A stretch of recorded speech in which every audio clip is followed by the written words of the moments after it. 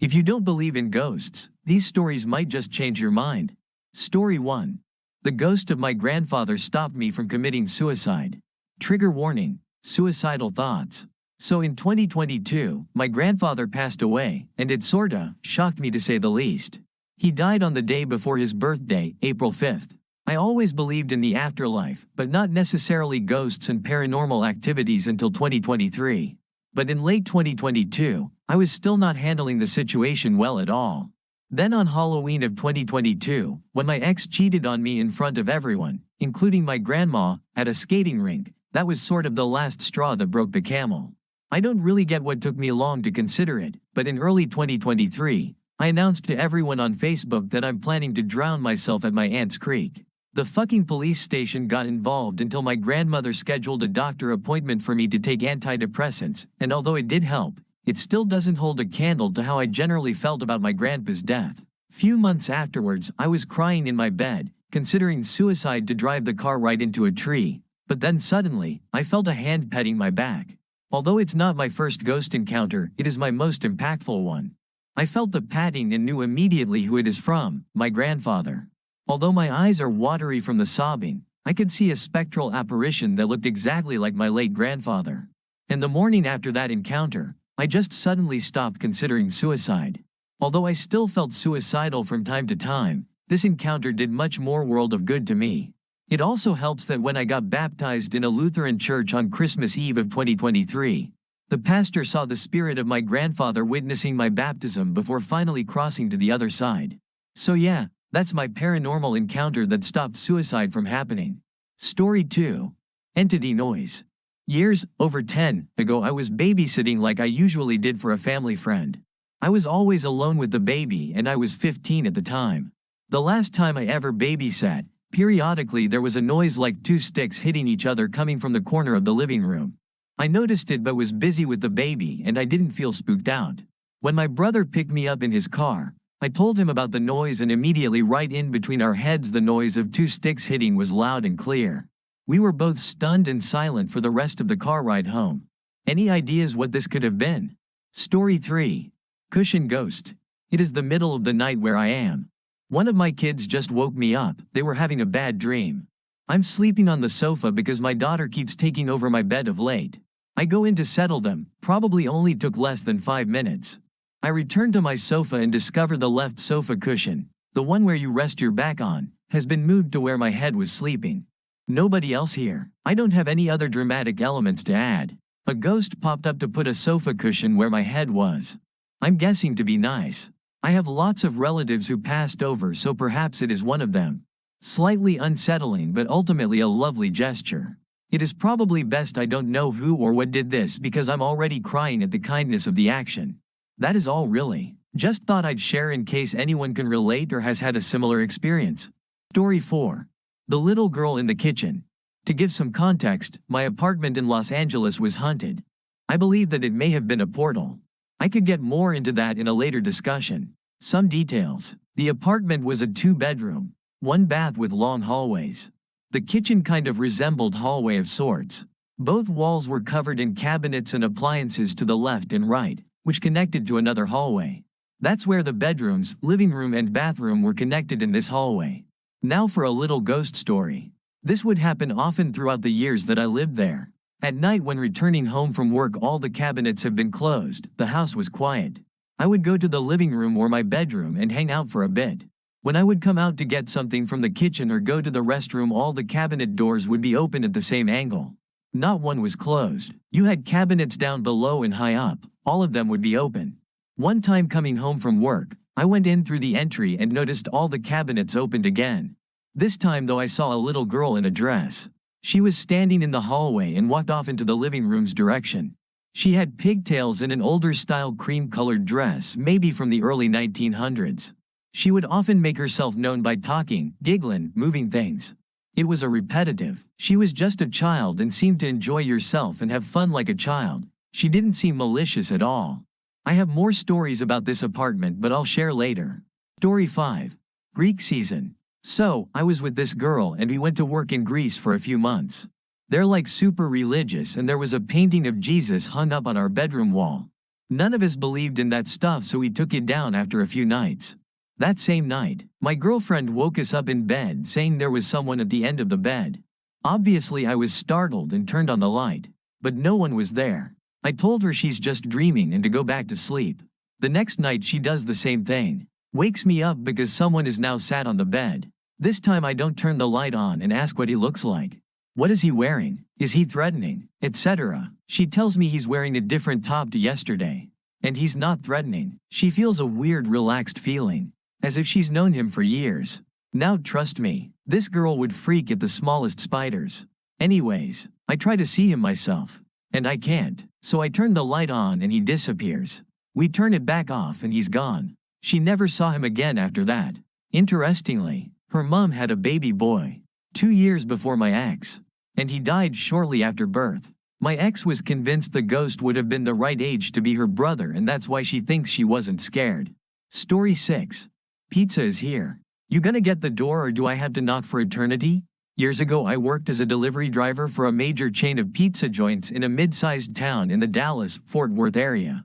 We once got an order for a couple of pizzas to neighborhood I had been in but to a house I'd never been to. The teen girl that took the order said the man sounded weird and out of breath. She thought he might have been being inappropriate, so we weren't going to allow any female drivers to take his order. Other than that, it was like any typical order. I got the pizzas out of the oven, put them in the bag and headed that way. It took me a few to find the house and it looked like all the lights were off. Yet, that's no big deal, I was used to people not leaving any lights on. Yes, that is a dig at those not turning their porch light on lol. I pull in the driveway of this unassuming bungalow. The front yard is fenced in and in need of a good trimming. I had already started to feel weird and grabbed my side to make sure my SIG 9mm was in place. I open the glass screen door and I hear the muffled sounds of an angry man yelling, "Why do you do this to me?" I couldn't make out what all he was saying, but I went ahead and knocked on the door. Silence is all I hear. I yell out, "Pizza," and heard like a cabinet door slam shut, followed by more silence. I went back to my car, grabbed my phone and called the number on the ticket. It just rang off the hook. Putting the pizza back in the car, I walked to the back door to try and knock on it, but it was boarded up. By this time I get a feeling of dread, like I am not supposed to be there. I swore I heard a voice say, "Get out." I make my way back to the car and a lady walking by on the road stopped me and asked what I was doing. I sort of laughed and told her I was trying to deliver a pizza to this house. I pointed to my car so she could see the sign on top of my car. She said rather frankly, "Hun, ain't nobody lived in that house. Hasn't nobody been living in that house since the murder, suicide." I was like, okay, so perhaps the person that ordered wrote the address down wrong. The tickets always has a name, but this time only initials. I asked her if she knew anyone on the block by the initials JJD. I swear she nearly fainted and said, "That's him. That's him, that's the man who done, killed his wife." I told her I had heard someone yelling inside when I pulled up. She said he was always yelling at her and the cops had showed up a few times in the past. She said there had been a petition to by the neighbors to have the house demolished, but the house is sitting in probate. This isn't the first time I've heard of spirits interacting with technology, and guess it won't be the last. Story 7. My first encounter. When I was 7 years old, my brother and I shared a room with a bunk bed. I slept on the top. One night, at around 2:40 a.m., I woke up and looked out the window, only to see something that still haunts me to this day. In the distance, across a block, there stood a hunched-back woman with long black hair and no visible face. Every time I looked directly at it, it seemed to be running toward me, but when I looked at it through my peripheral vision, it ignored me entirely. This terrifying pattern continued for a while until, at around 3:30 a.m., it suddenly ran toward a nearby house for a solid second, as if someone else had seen it, probably another child. Not long after, a car drove by as people were starting to go to work, and the creature chased after it briefly before stopping and remaining in the field. I was frozen in fear, unable to process what I was seeing. It wasn't until 4:20 a.m. that the entity finally turned around and walked back toward the forest it had come from, but even as it left, it kept its head turned toward me, staring as it disappeared into the trees. Years later, my brother started playing in that same forest, and when I went to check it out, nothing seemed unusual, but the place gave off a strange, unsettling feeling. That same night, we went back and saw what looked like a dog or a coyote standing there, watching us. When I turned on my camera's night vision, its eyes glowed, But what disturbed me most was that it never moved, not even to breathe. It was as if it wasn't truly there. I've never told my family about my experience, but I don't believe this will be my last one. We're moving to a new property with a lot of land, surrounded by a forest, and I have this strong feeling that something is out there, waiting. If I can find a charger for my VHS camera, I plan to document anything strange that happens, because deep down, I know this isn't over. I'm not sure what the thing could have been, and it doesn't scare me as much anymore, but it still gives me goosebumps. Story 8. The Midnight Knock. I came out of the bathroom when I heard the knock.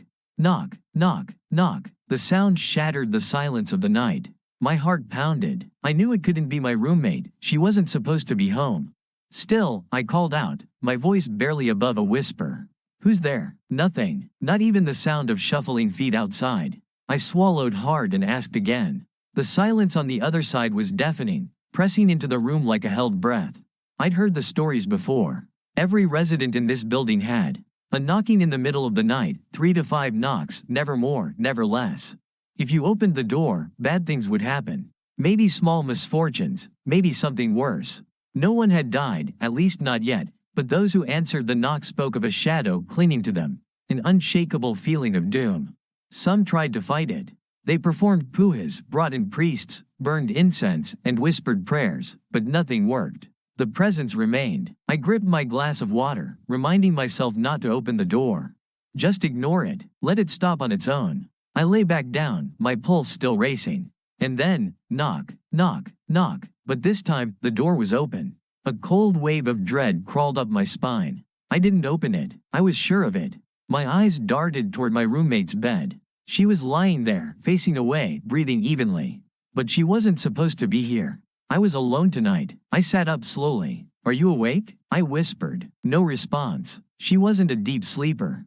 The slightest sound usually woke her. So why wasn't she reacting to the knocks? And then I saw it. A hand. Pale fingers curled around the edge of the doorframe. A woman stood near the entrance, her figure barely visible in the darkness. She was stepping inside. I wanted to scream, but my throat tightened. My body refused to move. She didn't rush at me. She didn't speak. She just stared. I couldn't see her face. I didn't want to. And then, knock, knock, knock. I blinked. The door was closed. The other bed was empty. The knocking continued, and I wasn't sure if I was still dreaming, or if I had just stepped into my worst nightmare. Story 9. Has anyone ever been sucked into a ghost memory? I was making Xmas cookies late one night and I of course was the kitchen. Things started to get fuzzy and suddenly the kitchen was different. There was no back door anymore. There was a kitchen nook and there was a mural on the wall I had never seen before. A mom and her sons were eating breakfast. They were all talking amongst themselves and I was asking who they were and where was I. They ignored me and kept talking to each other and then I yelled, still didn't react to me. I realized they couldn't hear me and calmed down. Then suddenly I was back in the modern-day kitchen. Called the landlord and told him. He said, Mom wanted you to see how happy our little family was. I am interested if anyone else had a similar experience or what this memory sharing would be called. A psychic medium friend said she had a succubus do something similar to her to keep her away from her husband. Open-mouthed smile, but she didn't really have a term for it. There was a lot of paranormal events at that house, but that was one of the bigger events. Story 10. Boyfriend's brother. My boyfriend, 23M if that matters, was a twin. Sadly, his brother passed away early, in the womb. Their mother has said she's always talked to his ghost for the past 23 years. Recently, I lived with my boyfriend and his mother for about a month. The whole time I was there, I felt something watching me constantly. I kept getting random bruises and scratches, only very small ones, and often felt like I couldn't breathe properly, like something was pressing on my chest. I also kept getting visions of just nightmarish pictures which would last a second, then change to something else just as bad. Lights would flicker madly, doors would randomly shut, and things would get moved without explanation. My boyfriend also saw, a few times, a white ghostly figure in or near the house. We managed to communicate with my boyfriend's brother, as well as a long-distance friend who passed away a few years ago in a biking accident, and some other members of their family. After that, I was left alone, for the most part. They still sometimes moved things. IG to show that they're with us. Around 2 weeks ago, my boyfriend and I moved out to live with my parents. His mother did not like that at all, and neither did his brother. He's come to him in dreams multiple times. He's knocked things over, messed with our devices while we were trying to change things for Centrelink. Aussies will know, carers, since boyfriend is on disability and his mother was his carer up until now today. We finally got his mother to accept that he's moving out and I'm going to be his carer. About 5 to 10 minutes after we got off the phone to her, things in my bedroom started flying around like they were being pushed or thrown by something. At first, it was just an empty soft drink can which was sitting in front of the rotating fan, which fell to the floor, so he thought, maybe it just got blown off. Then, a deodorant can, half full, which was next to the can got knocked over. Okay, maybe that's your brother, I said then. A full soft drink can, which was on a shelf above my boyfriend's head, got knocked down onto him. Yep, that's not the wind. Story 11. I need someone else's perspective on this. Please help me out. This might be a long one, but I really need some spiritual guidance and advice and other people's perspective on this. But I'll keep it short and sweet and to the point. Back in 2017, I moved into my first new bachelor apartment and I had issues with my neighbor downstairs. I ended up calling the cops on him one night cause he inappropriately touched me. So the cop came. He was very charming and good looking. He was exactly my type. Long story short, he arrests the guy and the guy was put in jail. I wanted to give him a rose than I had, but he couldn't accept my gifts. Later on, months go by and I got into some activity that I shouldn't have. I won't get into it, but I ended up getting a text message from a number and they said they couldn't tell me who it was, that I had to figure it out. But they were upset with what I was doing. But they told me I had met him not too long ago and thought he was very hot, so I figured out it was the cop messaging me and I asked specific questions to see if it was him that no one else would know and he answered them. So I'm thinking it was him and we are talking. Long story short, he was telling me he's schizophrenic, has hepatitis B and other stuff that I won't mention. I was trying to help him that night we spoke if it was him. Then he said he was going to destroy everything I ever owned, but the next day apologized and said he was drunk. So I left it alone. Months go by and I move into my new apartment. This is where it gets creepy. I saw him in my building parking lot and he had a very evil smile on him but didn't look human. Then my landlord came up to me and said a cop came into my apartment and was searching through all my stuff, crying on my couch saying he's very worried about me, and I go into my apartment and yes, everything was tossed around.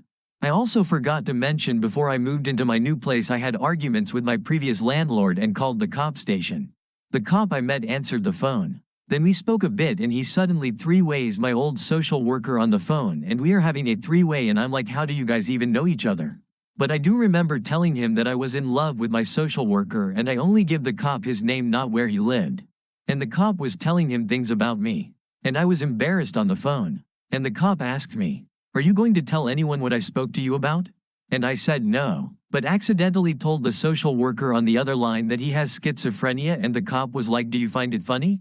What if it happened to you?" Well, after I move into my new place I'm getting stalked by the cop. Months go by as I'm living there and strange things were happening. Someone trying to open my door in the middle of the night. Anyway, I'm trying to get on medication for my anxiety. Ended up putting me on Lyrica and I ended up having a psychosis.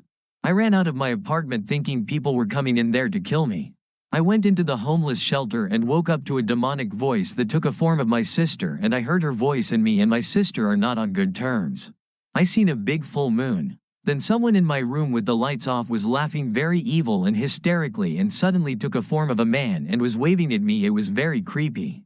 Then I saw black eyes on someone and someone's eyes were rolling at the back of their head and it didn't seem human.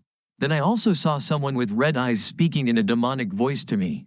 Also, someone took a form of my sister telling me how strong I am. I saw a lot more stuff too, but trying to get to the point. During my psychosis I had an image of my sister talking to me, telling me I'm going through a psychosis, but in a very annoying voice, but that's how I figured I was going through a psychosis my first time going through all of this, and that's where it ended and I went to the hospital. I was going through a psychosis for 3 months straight and lost everything. Afterwards I moved into my dad's house and COVID began. Stayed at my dad's for 3 years. Stopped taking my pills cause I figured nothing was wrong with me. Then in 2022 a friend of mine passed away. It was really sad and I was really depressed. So one day I was not doing good and called the cops on myself cause I was really depressed about his death, wishing God would take my life instead of his. Then one day I ended up hearing my friend who passed away, his voice in my ear. And it happened twice. Then at nighttime, it was very late at night, I asked God to show me a sign if he's real. Then the church bells rang at close to 12 a.m. at night. And the church bells never ring at that time, usually on Sunday during the day. Then I went outside, looked at the moon and said, "Do you find it funny what I'm going through?" And the moon suddenly disappeared. So I figured they didn't find it funny. But my hallucinations started again, and this is where I thought I was God. Long story short, I started hallucinating. One night I even felt like I should poke my eye out. But the next day I was begging for help and the sun appeared next to me really big and bright and I felt like I was healed. Then I figured I was going through another psychosis, so I went to the hospital. It was a very eerie feeling too. And I saw people with black eyes that looked demonic. The psychiatrist that came to see me said in her exact words, "We were good business partners at one point. I don't even know who she is. I just saw a lot of crazy stuff, then moved out of my dad's and lived somewhere else and got help." Forgot to mention, when I was at the hospital I seen the cop again and it looked like him but in a different form, and he just kept staring at me with black eyes. Then I had an image in my head that I was talking to myself and I said, "She's tricking you." Then later on I was sleeping and heard a man's voice saying, "I just like to scare her." Later on I move into a new place. Then months go by and I ended up moving and becoming homeless again. Forgot to take my meds too. So went through another psychosis. And one night I was really upset and I was sitting in front of a coffee shop when there was no one there and it was closed. I was yelling at karma at the time, really upset, and I was also facing a hotel where the windows were facing me. And once I was yelling at karma, I saw 3 tall black figures at the hotel windows facing me, and they were all men waving at me, very scary, and for a good few minutes. Wasn't like a human. I just want to know, is something out there trying to ruin my life? Or give me a sign? The first time it happened I wasn't in a good state and planning on moving anyway. This only happens when I plan to leave. And I have asked whatever out there to give me a sign. The last time it happened to me I did ask for a sign that this is all real. 12. Sad ghost. I've never been much of a believer in ghost or the paranormal. I probably never will be. But I wanted to share this story because I thought it was interesting. Years ago I went to an abandoned prison for a ghost tour. It had your usual claims of spirit sighting, etc. The prison has been empty for, I think, nearly a century, and was primarily active in the 1800s to early 1900s until it shut down and was later renovated for ghost tours. The prison had many characters in its lifetime, with many imprisoned for humorous different types of crimes. But anyway, during the tour we were led around and told many stories of prisoners and events that happened. We were sort of given the freedom to roam when we stopped at certain informational areas. I went ahead of the party for the most part, merely from boredom of the long explanations by the guide, and wandered into an enclosed area with many pictures of past prisoners and information regarding their crimes. One specific portrait stood out to me, and I felt a deep sense of sadness looking at the man, to the point of wanting to cry just looking at his picture. Ended up finding out he was imprisoned alongside another man for homosexual activity, basically. The shocking part was when the guide ended up explaining that he wasn't in the relationship consensually. That's kind of it really. It is the one time I ever felt a presence. I asked a friend who is really into the paranormal, and he said it's theorized that strong emotions is what connects spirits to physical world. My heart kind of goes out to that man, despite the fact he passed over a century ago. But it really tells to the complexity of our world. At least, I think so. Story 13. The house on 92nd Street. When I was a kid I could always see what I call shadow people. You couldn't make them out, they just looked like a literal shadow. I would be in my room playing with my toys and out the corner of my eye I would see a shadow walk past my open bedroom door. I'd be in the kitchen and I would see one really fast walk past my bedroom door. I always saw them in the vicinity of my room. I was maybe about 12 to 13 at the time. One time I was laying down in my bed and I felt weight on my bed as if someone had sat on it. I didn't really pay any attention to it because it wasn't uncommon for my older sister to come in my room to bother me. When I looked over, nobody was in the room but me. I was terrified. My mom was really into scary movies and so was I. So even though I knew I didn't imagine it, I kept telling myself I was. Well, one time I was laying in my bed again and I was scared because you could feel when something else was around. The hair on my body would literally stand up, and the air would get really thick, and I would just start feeling scared, so I put my covers over my head hoping whatever it was would just leave and leave me alone. Maybe about 7 minutes goes by and something yanks my covers, not enough to pull them off but enough that I felt them move, and from that day forward I knew I wasn't imagining it at all. Plenty of other creepy stuff that happened at that house. House on 92nd Street Part 2. In addition to the shadow people, something else happened that I'll never forget. One evening, my mom, my sister, and I were all in the kitchen. I was at the counter, making a bowl of cereal, while my sister stood behind the kitchen table. My mom was to my left, near the stove. We were casually talking when my sister and I started bickering, nothing serious, just typical sibling banter. Then, out of nowhere, the milk cap flew off the counter. Not just fell, flew. It shot across the kitchen at an unnatural speed, hitting my sister. She immediately snapped, "Why did you just throw that at me?" I spun around, confused and irritated. "I didn't throw anything at you, stupid. How could I?" My back was turned the whole time. For a moment, we just stood there, silent, looking at each other. My mom saw it too. None of us touched it. To this day, I have no explanation for what happened. 14. Our haunted house. We have lived in this house for 10 years. It is definitely haunted, as far as we can tell anyway. Many stories. Here are a couple. We have a lady that comes to our house during the day while we are at work and lets the dogs out and gets the mail, packages. This week she came into the house like she does every day. She texted my wife and said that I was home and had called out, "Hello," when she entered. Only I was not even in the country. So who yelled, "Hello"? Another story, I was watching TV alone one night. No one else was home. We have 3 dogs and all of a sudden they all came to me and said by my feet, obviously scared to death of something. They just said they're whimpering quietly and stared at me. They had never done this before. Ever. What was in the room with us that night? I don't know, but something was there. Story 15. Kitchen clean freak. Hello. First post. Like a lot of people, I'm sensitive and have lots of stories. But this was at my last apartment. Shortly after I moved in with my best friend, I noticed whenever she'd leave to go see family, the vibe in my kitchen was off. First, I really don't listen to a lot of pop music. I'm a folk person, but almost without fail, when I was in that kitchen I couldn't get Britney Spears songs out of my head. Second, whenever the kitchen wasn't clean, I'd find things thrown or moved. Once a steak knife was pushed off the counter. No animals in the house and it wasn't stacked on things. And more than once a set of 6-ish whiteboard markers were flung to the floor while the cup they were in was where I left it. The impression I got was a woman in her late 20s with short black hair. Not malicious, despite the knife incident, just really picky about the kitchen being clean and a fan of Britney Spears. When things got active, I'd lay out a napkin or kitchen towel on top of the microwave and leave her whatever sweets we had going. A candy, a cookie, stuff like that, and tell her what I needed her to stop doing. Nothing happened when my roommate was home.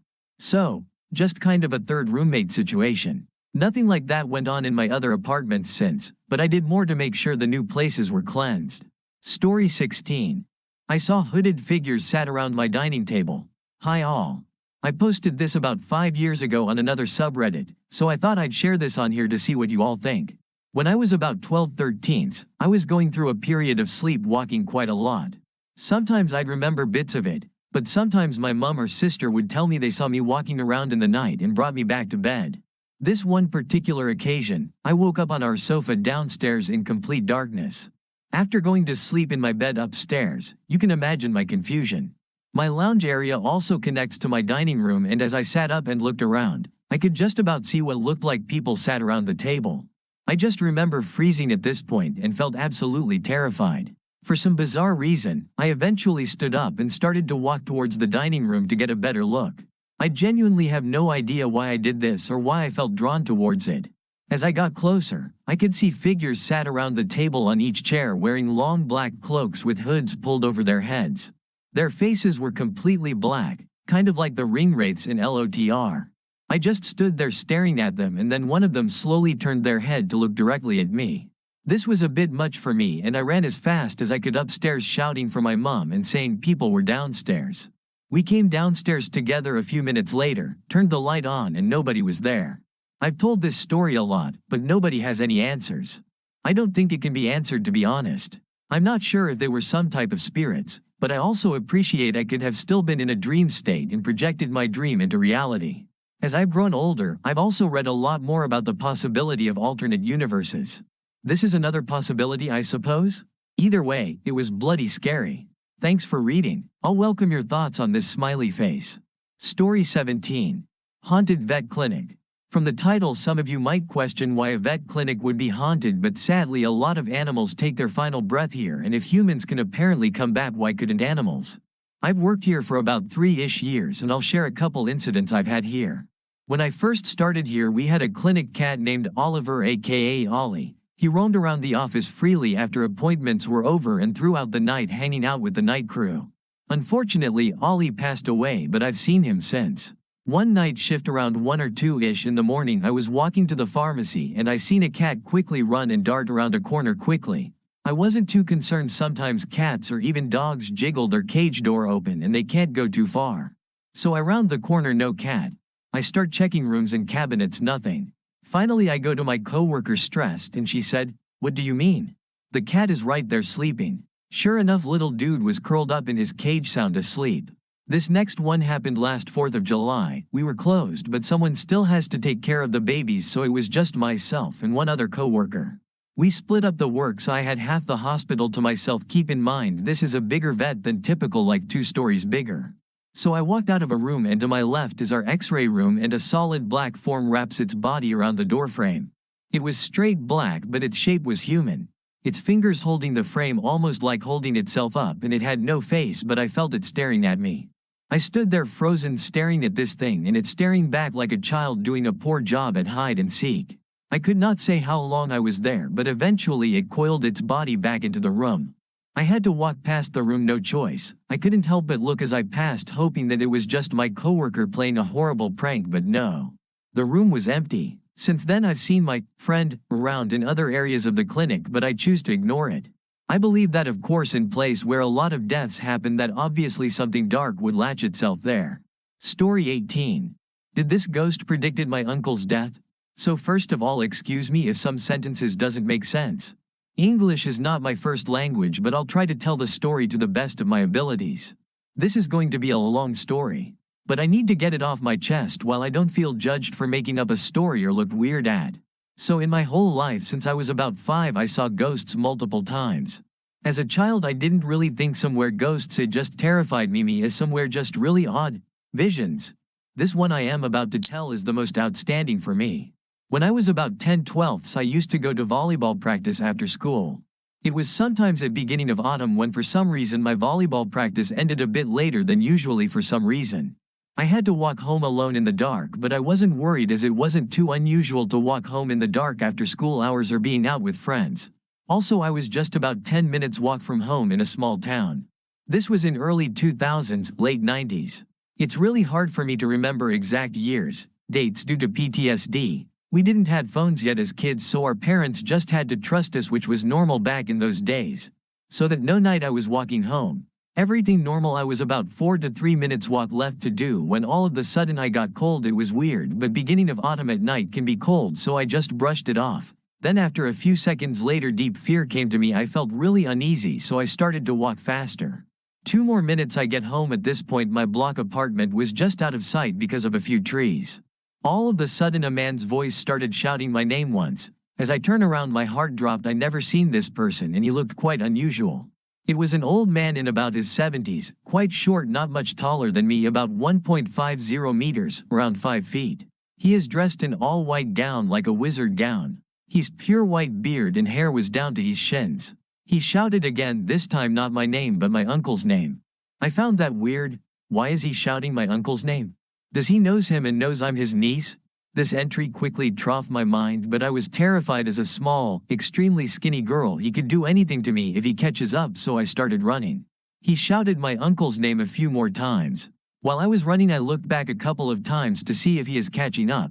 He was walking at a slow pace. He didn't get any closer but I didn't manage to get any further from him either. Mind you I was running and he was just walking. Then I thought my life was over. My house key dropped out of my pocket. I ran a few more steps while thinking about my options. I run back a few steps and he might catch up too. I leave the key and just ask my mom to let me inside. I needed the key. Our door was always locked after dark no matter of the time. I decided to run back for my keys as I might still have better options running away from him than waiting for my mom to open the door. As I turned back I was all alone. I looked around to see if he catched up and maybe hid behind something, but there was no way he could have hide away or even go any way in matter of seconds to disappear.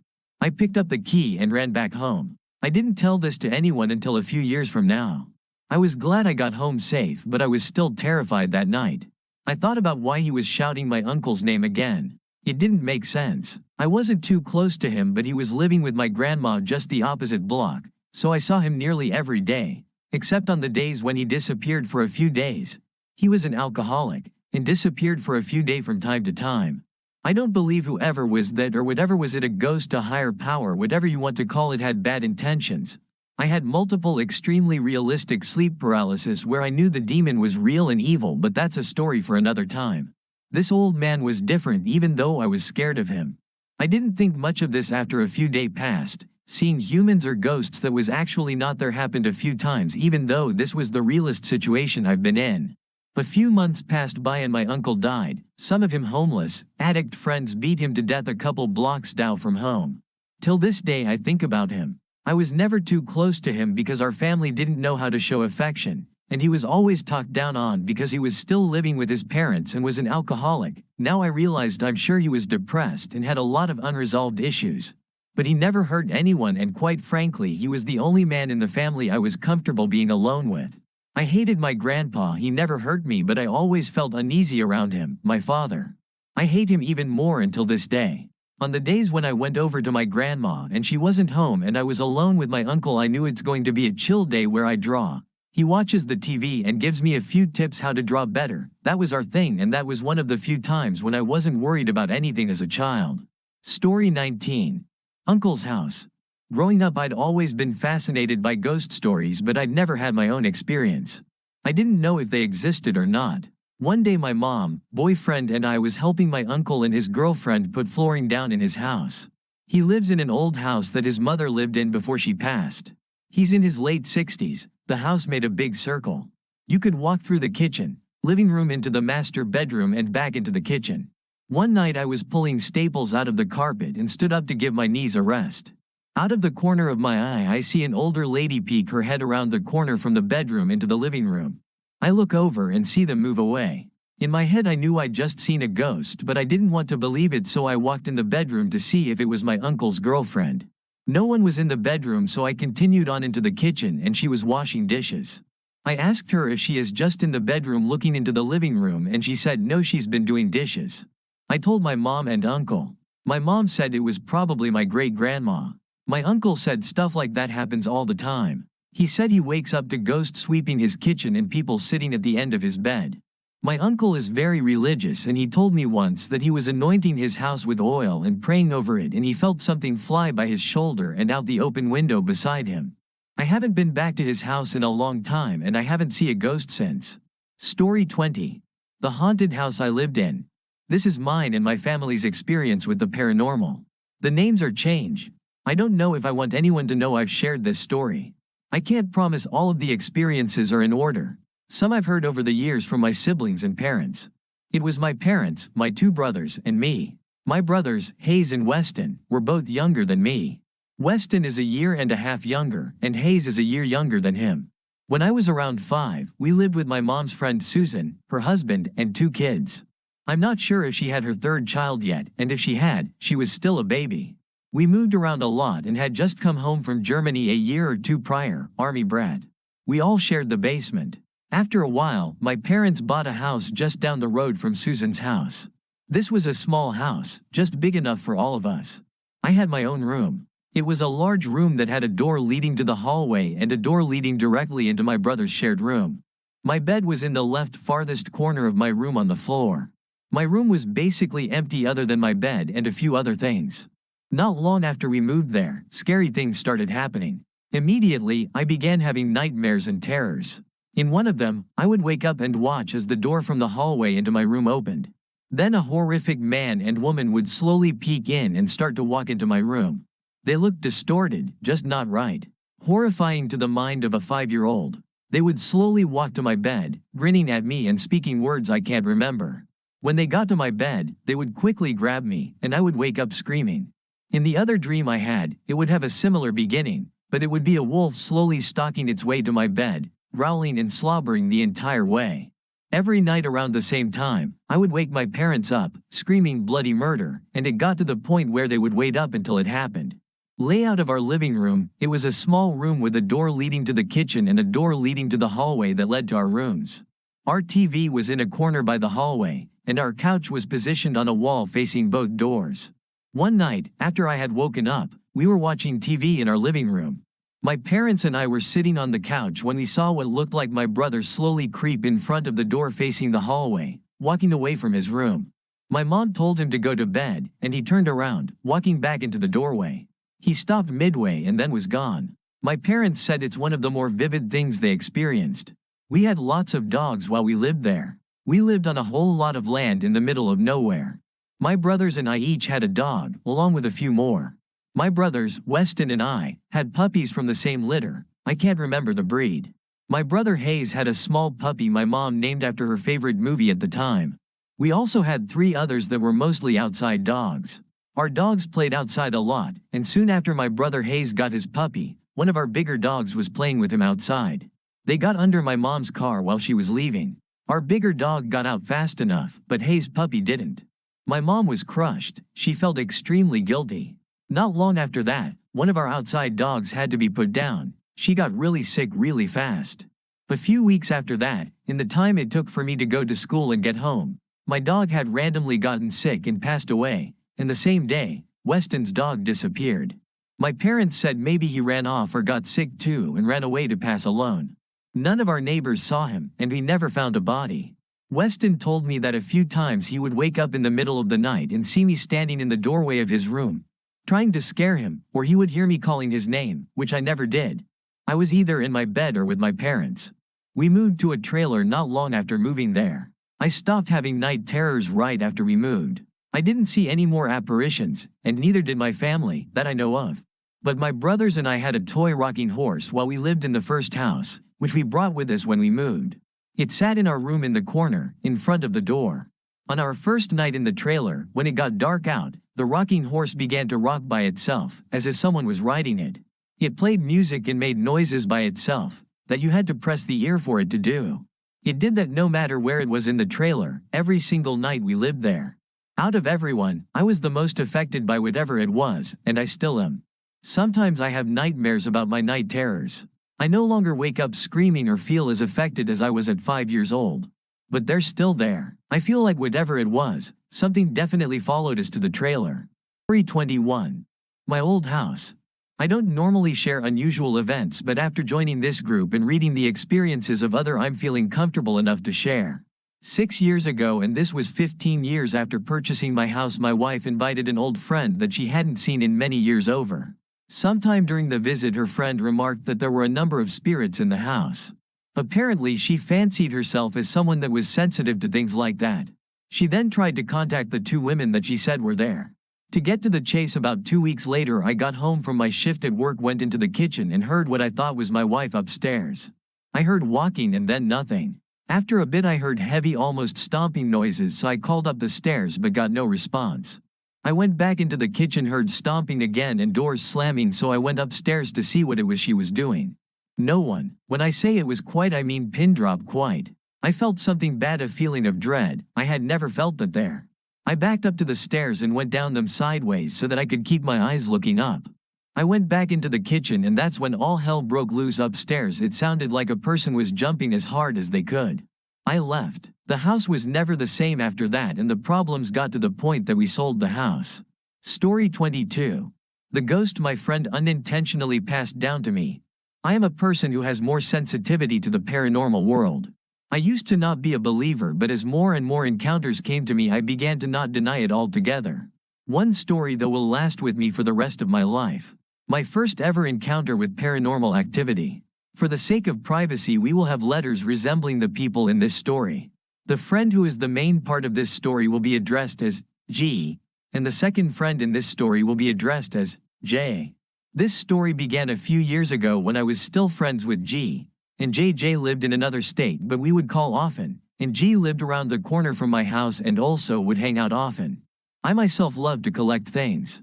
Not necessarily haunted or creepy things, but merch. Around this time I was 14 and I began to collect plushies that were cute, chibi, and related to my favorite franchises.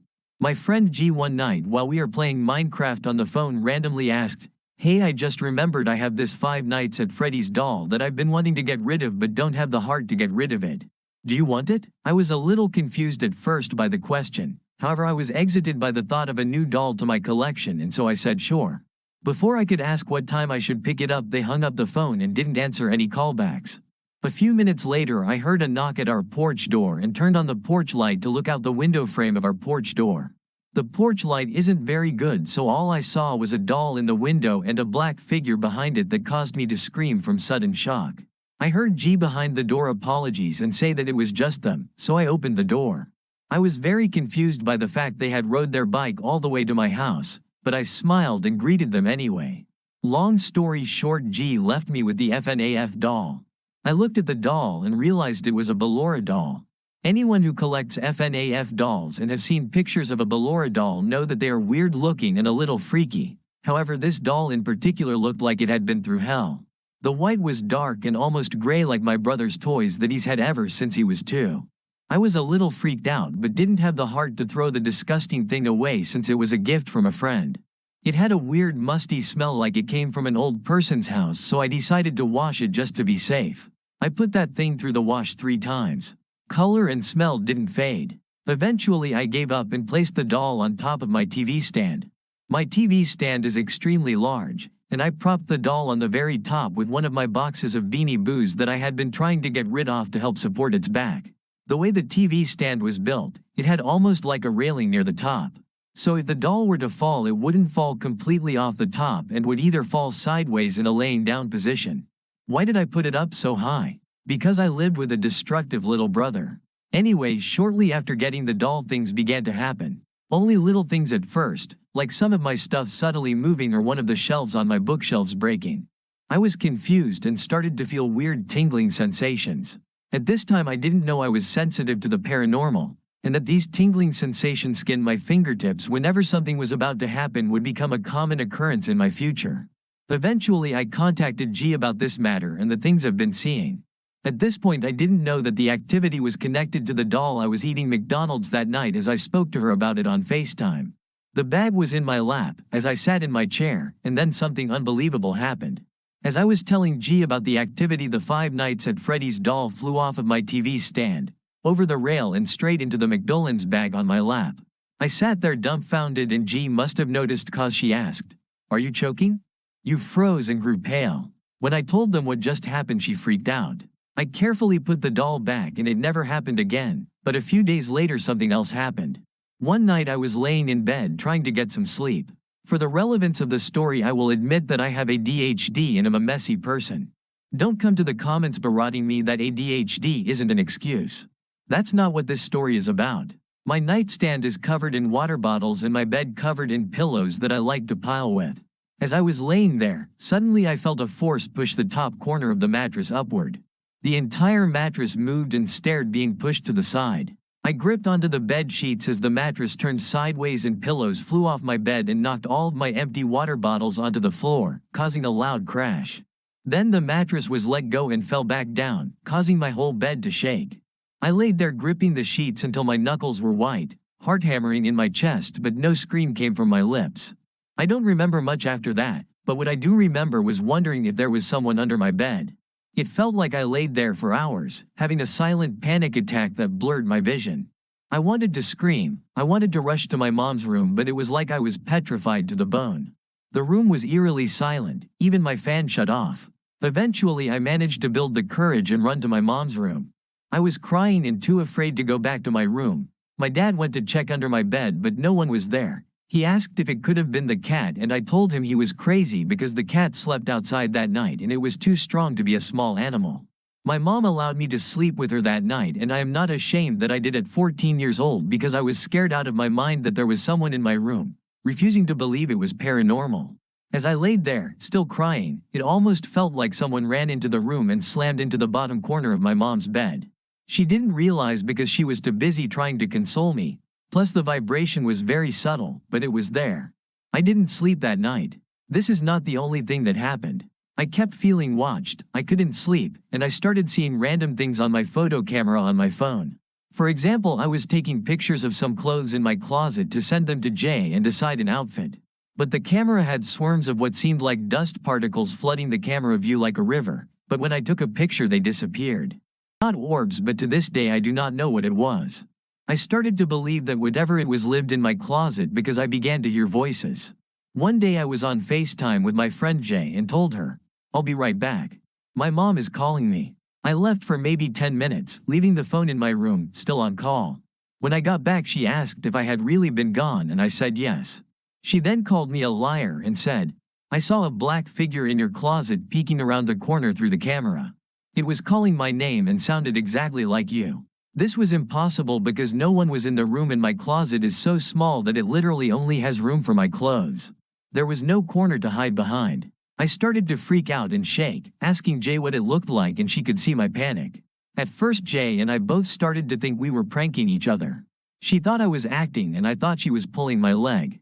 But all of a sudden a golf ball-sized glowing orb appears on my side of the FaceTime screen, starting at the top corner and slowly drifting across the screen and disappearing in the opposite bottom corner. My jaw dropped as it went right past my face on camera, and Jay's did too. "Did you see that?" she asked in a hushed, panicked tone, and in that moment I knew this couldn't be fake anymore. Over the weeks socks started disappearing. I got trapped in my closet by something moving to block the door while I was changing, and I started to freak out because it was stalking my ex too. How'd I know this? Well, my cousins busted out a spirit box one day despite my pleas not to and began to speak with it. It claimed its name was George. It said my ex's name, collects, and marbles. I called my ex and asked him if he did, and he said, "How the hell did you know that?" It also said, territory, and my name. At this point I realized that it only started when the doll arrived. My mom said to get rid of it. She was freaked out too at this point and was really concerned. So I put it into a Walmart sack and set it near the back door to deal with in the morning. The next day the bag was gone. My dad said he thought it was trash and threw it away. The trash ran early that morning, so there was no chance of getting it back, saging, burning, and banishing whatever it was altogether. As soon as the doll left, the haunting stopped. But ever since, I every so often will catch a glimpse of the figure, or will be visited by George himself. Story 23. Kitchen tantrums. Not really a ghost story per se, but I live in very old house, 50 years plus, where many have had paranormal experiences. The most prominent one is the kitchen, where people who have slept over, or the housekeeper, would be woken up by the sound of Tupperware and plates being smashed and drawers being aggressively pulled open and shut, etc., as if somebody is violently throwing a tantrum in the kitchen. For the people who have experienced this in my house, they run downstairs to see what's going on, only to find nothing, absolute silence, nothing broken. It's been such a recurring experience over the past 20 years or so that it's become somewhat expected if you're going to stay over. I had never experienced this, so I never believed it until it happened to me, but this time it was different because I was awake on the phone on FaceTime to my boyfriend, arguing, and suddenly the kitchen is wreaking havoc. I text my dad, who's in his room, "Are you awake? Can you hear that? There's like a raccoon in the kitchen breaking things. Shall we check?" Dad says, "Lock your room, don't go out." Lol, me thinking, "Oh, this must be the thing. Okay, let's just ignore it." So I continue arguing with my boyfriend on FaceTime, and it keeps happening again for about 10 minutes now. At one point I ask, "Can you hear it? It's really loud, like, can you hear my kitchen?" We stopped arguing because I was getting distracted by all this noise. I asked my dad again if he is sure he can't hear it, by text. He is for sure he can't. And also lets me know my cousin is literally sleeping in the living room, on the sofa, next to the kitchen. If it's anything real, he'd obviously wake up. Okay, I ignored it and went to sleep. Woke up the next day and everything's fine, of course.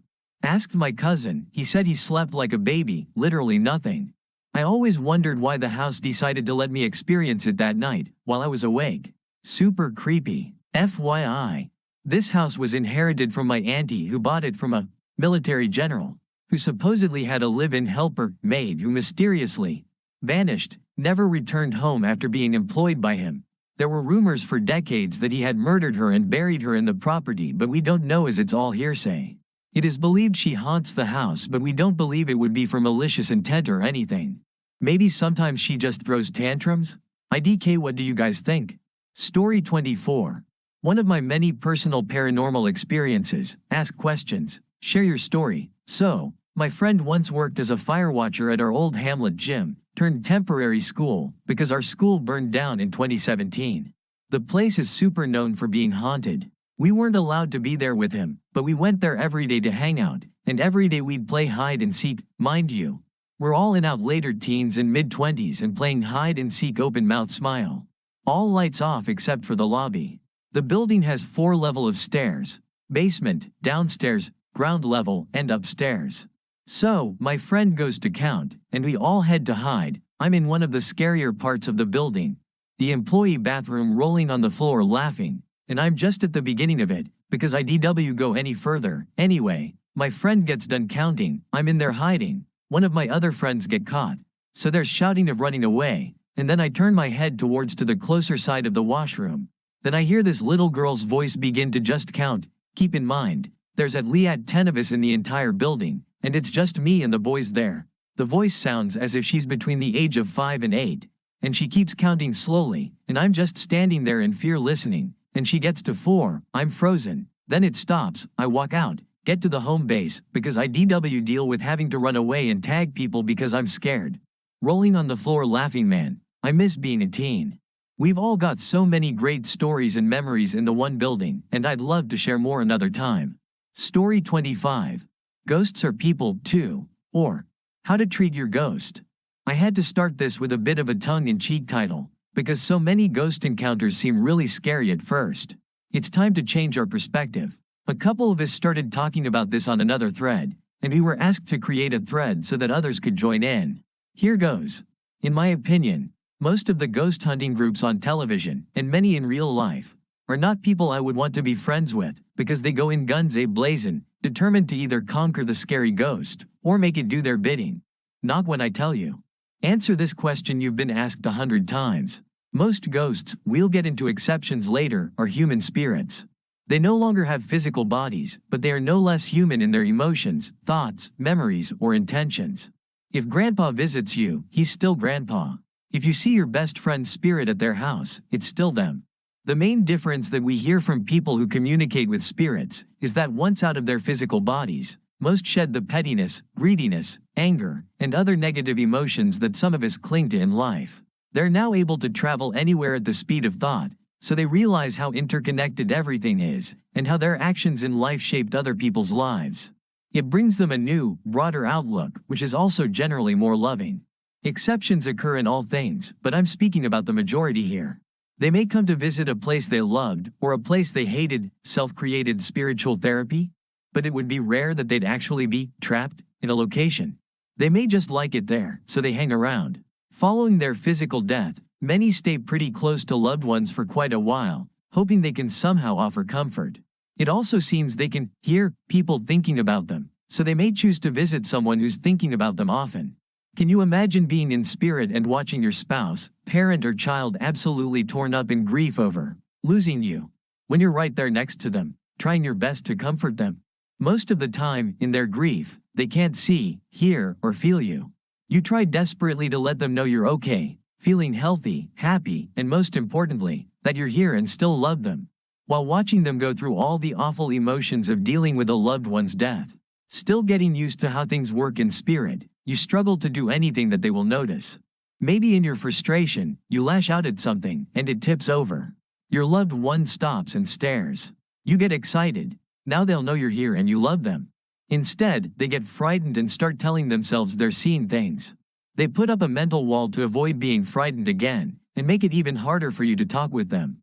Still, you do what you can, because you love them. You try to make life easier in little ways as you learn how to do things in spirit. Maybe you find that lost earring and put it on the dresser for them. Maybe you even change the radio station when a song that will remind them of you is on a different station, so they'll hear it. Maybe you'll help them find pennies or see butterflies or whatever means something to you both. If these things help them feel better, you'll know you've made a difference for them, and that will be a good day. Separately, let's look at how people approach them on ghost tours and investigations. Usually, people are going on ghost tours to be scared. They're not thinking of ghosts as people, but rather as objects or tricks. They say and do things to ghosts that they'd never say to a person in a body standing in front of them. Even worse, these often happen at the very homes the spirits lived in and loved. They may have built the home with their own hands, or at least decorated it. They raised kids there, loved many pets, made repairs, had happy days and sad ones there. They visit it sometimes, or maybe they've decided to stay around to see these new people who are now living in their special home. The new people make some changes that you don't like, so you make some noise in frustration to knock things over to show them you don't like what they're doing. Next thing you know, they're charging people money to come into your house and torment you. Rude. If you died unexpectedly at a location, people on tours or investigations are going to bring it up incessantly. It may have been a terrible event for you or your loved ones, and they're going to talk about it every day. Not only talk about it, but talk about it like it's supposed to command you to react to them. How did you die? Were you murdered? What happened to your son in this house? Or even ask if the person who killed you is still there. And as we said earlier, when you think of someone in spirit, they know, and they may come to see who's talking about them. Suddenly the guy who hurt you is in your home again, and he's getting attention, so he wants to stay. It's the fault of the living people who keep talking about him, and keep asking you to jump through the same hoops like a trained seal. You're going to get pissed. You're going to figure out how to interact better, and you're going to try to make them leave you alone. And this is how nice ghost tours start to change. You hear it all the time on TV. The tour guide saying how it used to be a nice haunted place, but lately, it's gotten darker. People get scratched, things get broken, someone gets pushed. Gee, I wonder why. The one show that generally treats spirits as people is Kindred Spirits. I have great respect for both Amy and Adam, with regard to their empathy and kindness to people with and without bodies. If you encounter a ghost, please remember they're very similar to you. If you treat them the same way that you'd treat any human being, you'll generally be well rewarded. They have feelings, hopes, dreams, fears. They feel love and loneliness just as we do. If you let them know they're seen, they'll feel less lonely and will stop trying so hard to get your attention.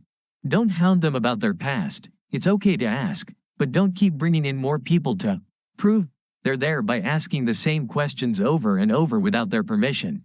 If you and the spirit respect each other, you may find that you have a friend who can travel at the speed of thought, who can protect your home, or let you know if something is wrong. That's very valuable indeed. Story 26. My family line has been cursed. Hi. I'm a 15-year-old girl who is struggling with a curse that has been going down for generations in my family line. My mother was born and raised in Africa, specifically Ethiopia. She claimed that she had been seeing things as a child and to this day. As in demons or ghosts and mostly sleep paralysis.